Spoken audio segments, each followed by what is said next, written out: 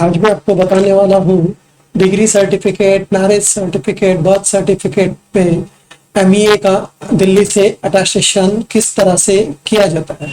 सबसे पहले तो मैं आपको बताने वाला हूँ कि एमईए में भी दो तरीके का एमईए होता है। एक एमईए का नॉर्मल स्टैंप होता है और एक एमईए का अपोस्टाइल स्टैंप होता है। जो अपोस्टाइल स्टैंप जैसे कि आजकल सऊदी में चल रहा है अपोस्टाइल, ओमान में चलता है और यूरोपियन कंट्रीज में सब जगह पे वही अपोस्टाइल ही चलता है।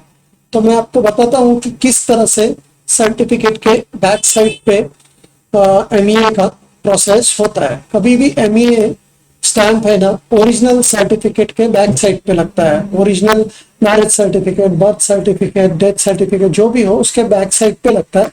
जेरॉक्स कॉपी, कलर कॉपी पे नहीं लगता है। तो कभी भी इस तरह का ओरिजिनल सर्टिफिकेट चाहिए होता है। देखो ये आज मेरे पास एक मुंबई यूनिवर्सिटी का सर्टिफिकेट है।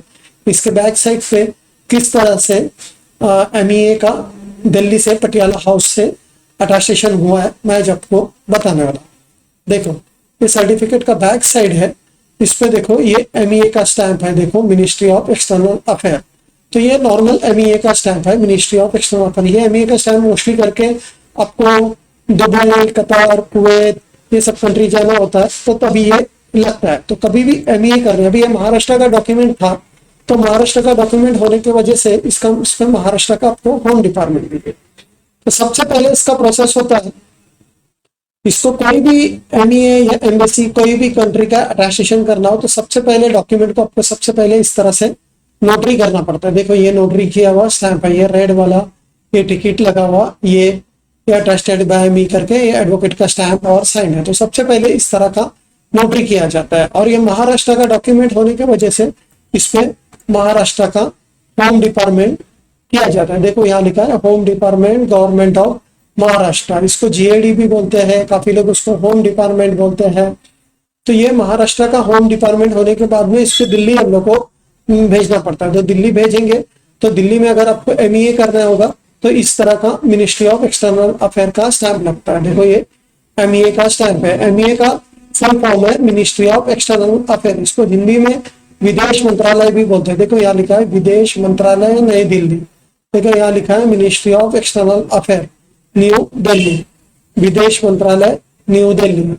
तो ये स्टैंप होने के बाद में फिर आप दुबई में, कुवैत में, बहरीन एम्बेसी में आप सबमिट करेंगे तो एम्बेसी का स्टिकर या अटेस्टेशन हो जाता है।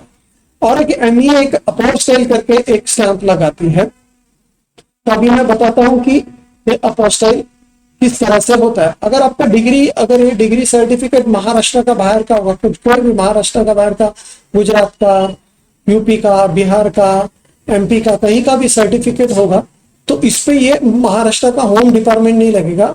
दिल्ली से डायरेक्ट नोटरी होके एसडीएम होके एमईए होगा।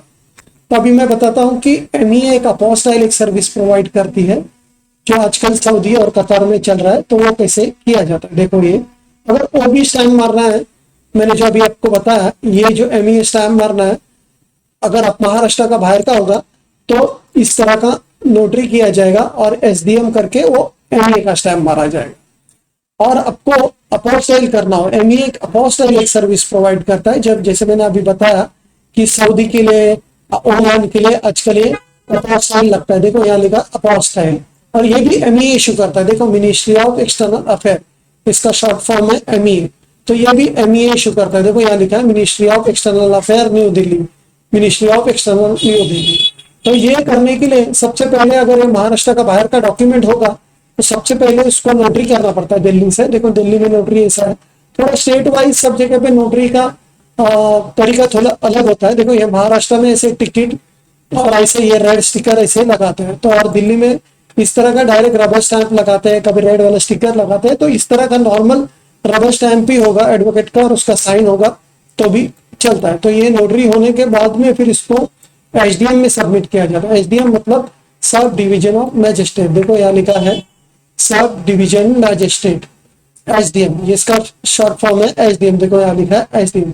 एसडीएम होने के बाद में इसको एमईए में अपोस्टाइल में सबमिट किया जाता है। तो एमईए में अपोस्टाइल में सबमिट करेंगे तो एमईए इस तरह का अपना स्टिकर लगाता है। देखो यहाँ लिखा है अपोस्टाइल। या अपोस्टाइल होने के बाद में यहाँ जो क्या सर्टिफिकेट है, अभी ये मैरिज सर्टिफिकेट पे अपोस्टाइल किया है, तो यहाँ देखो, यहाँ लिखा है मैरिज सर्टिफिकेट, अगर ये डिग्री होता तो यहाँ आगे डिग्री लिखा होता। ये आपको मैं 2 एमईए डिफरेंट डिफरेंट होते हैं, तो वो बताने के लिए ये मैंने और एक कॉपी आपको बता रहा हूँ कि एमईए में 2 तरीके का अटेस्टेशन होता है। एक नॉर्मल अटेस्टेशन होता है जिसमें सर रबर स्टैंप होता है, और एक अपोस्टाइल होता है।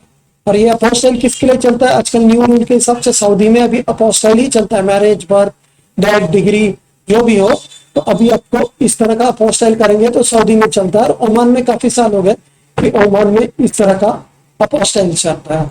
तो ये सबमिट करें, और फिर जिसका डॉक्यूमेंट है जो आगे जिसका नाम होगा उसका इशूड टू, उसका नाम इधर आता है, और ऑफिसर का उस पर इस तरह का स्टैम्प लगे, ऑफिसर इधर सिग्नेचर करता है, तो आपका ये एमईए का प्रोसेस हो जाता है। अगर ये आपको एमईए का अटेस्टेशन करना है, अपोस्टाइल करना है, या कुवैत, कतार, ओमान, बहरीन, बल्कि जितने भी कंट्री का अटेस्टेशन करना है वो अटेस्टेशन सर्विस हम लोग प्रोवाइड करते हैं।